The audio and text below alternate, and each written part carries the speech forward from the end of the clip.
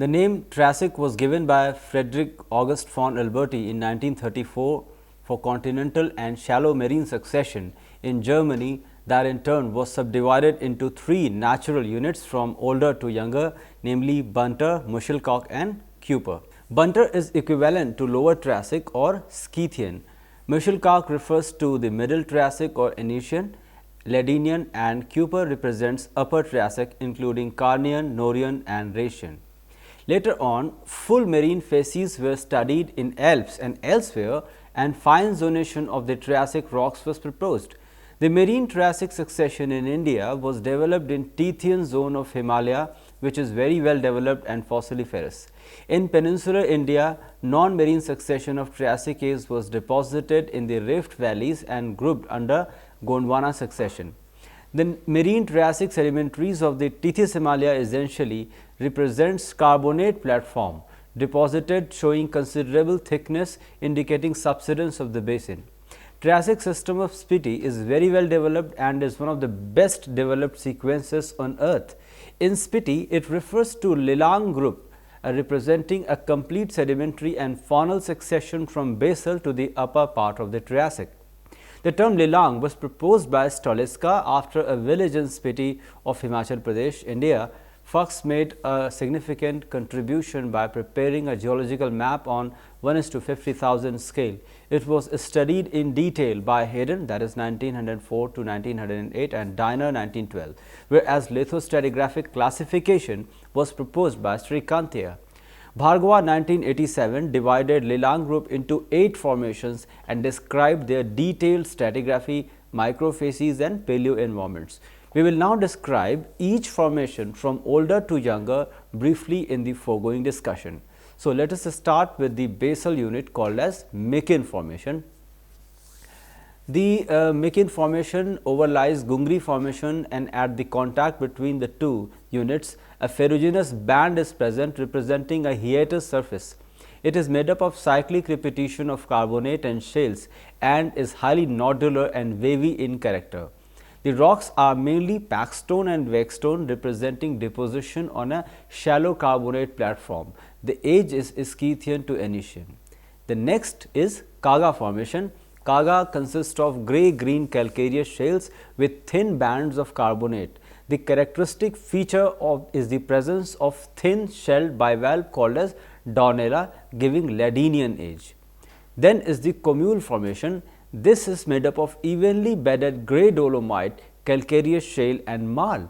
Nodular bedding is very prominent with Dornella and Helobia as common fossils, giving an age range from late Ladinian to early Carnian. Next is Sanglung formation. This formation can be subdivided into 3 members, namely A, B and C. The member A is made up of grey shale, carbonate and siltstone arranged in a cyclic manner, and member B shows carbonaceous shales and sandstone showing coarsening uptrend.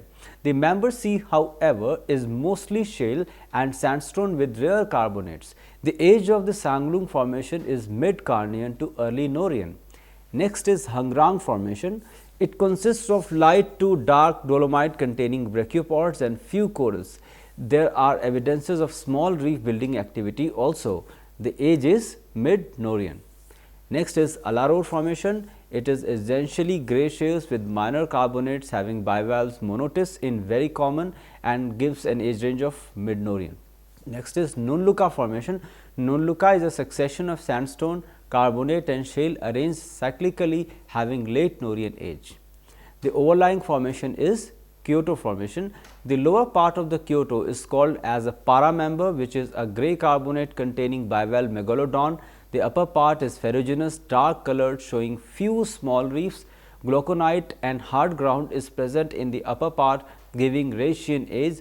Deposition of Hettangian or early Jurassic succession in Spiti took place on a carbonate platform or ramp, where supplies of the terrigenous clastic sediments fluctuate strongly through time. Coming to the paleogeography of Triassic. At the onset of the Triassic, the world's continents were assembled into single supercontinent called as Pangaea. The rest of the globe comprised a single vast ocean called as Panthalassa, with westward extending arm called as Tethys.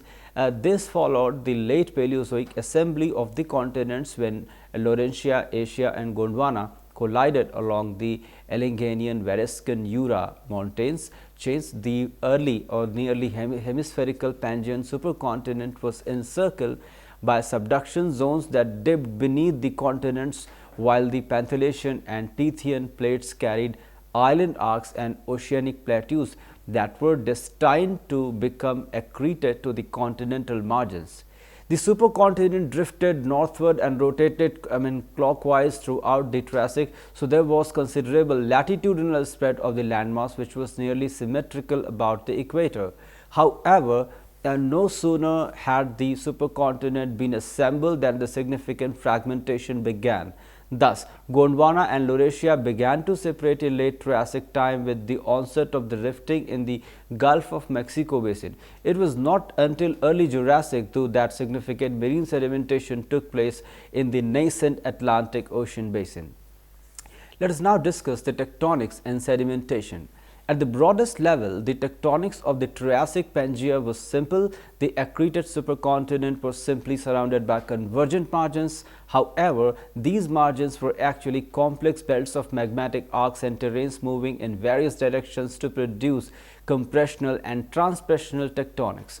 Late Triassic Pangaea was in sight of these widespread extensional tectonism, especially the initial opening of the Atlantic Ocean basin by rifting of the North American and African plates.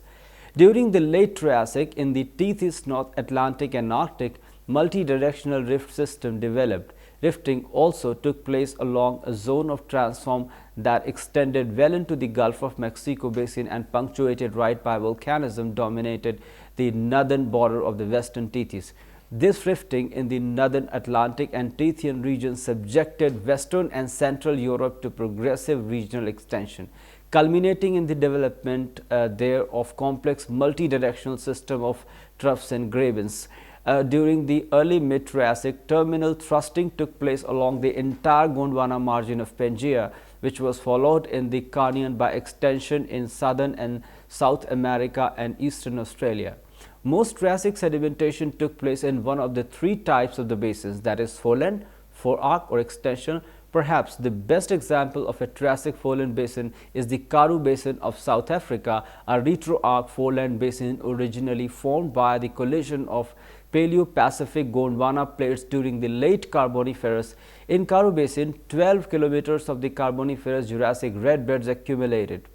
Most of the Pangean marginal basins were part of an array arc trench system that surrounded much of the supercontinent. A good example is the complex Cordilleran basin of western and northern America, or in which deposition took place between an offshore island arc and the continental margin. In the western United States portion of this basin, that is 1.2 kilometers, siliciclastic red beds were shed to the northwest and interfinger with marine carbonates deposited in the arc trench system. Of the mostly late Triassic extensional basins, perhaps the best studied is the Newark Basin in the eastern United States. This was a dip slip dominated half graben in which something like 7 kilometers of mostly lacustrine upper Triassic, lower Jurassic sediments accumulated. There were also other types of Triassic extensional basins more complex than the Newark half grabens, such as those of the Germanic basin system of northwestern Europe. Now discuss the sea level. Early Mesozoic plate reorganization was apparently associated with the development of new seafloor spreading axes, which caused a general reduction of the ocean basin volume during the Triassic. Pangaea was very emergent, and because of its high freeboard, the Triassic was a time of relatively low sea level, which may be termed as a first order Pangean global low stand. After the major sea level fall of the latest Permian, sea level apparently rose through the much of the Triassic to peak during the Norian and then fall near the end of the period. There were, however, short significant falls in sea level, especially during the Ladinian and Carnian. There are generally 5 second order transgression regression cycles recognized in the Triassic. These encompass the local or the lower Triassic and middle Triassic and Carnian, Noarian, Rhaetian glacier Eustace could not have driven. Triassic sea level change, so its underlying cause must be tectonism. Indeed, a large amount of regional Triassic tectonism has been invoked to explain sea level changes in the Western Tethys and the Arctic Sweater Basin.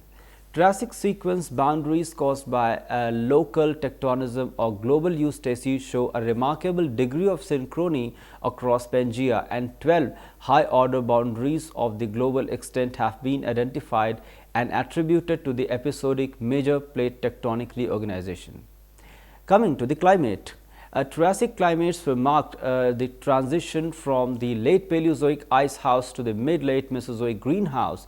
During the Triassic, there were no glacial ages, and there is no evidence of the peak in ice boreal or austral realms. The Triassic was thus a time of increased warmth with relatively wide subtropical or dry desert belts at 10° to 30° latitude, as attested to by the broad latitudinal distribution of Triassic evaporites. There was also strong east-west climatic asymmetry across Pangaea, with eastern Pangaea at least between latitudes 40° south and 40° north being relatively warmer and wetter because of the presence of Tethys and absence of an Atlantic Ocean to facilitate oceanic heat exchange, with the Pangaean landmass centered near the equator during the Triassic and a prominent Tethyan bight climate model suggests that seasonally it was monsoonal. Hence, there were only 2 seasons, wet and dry.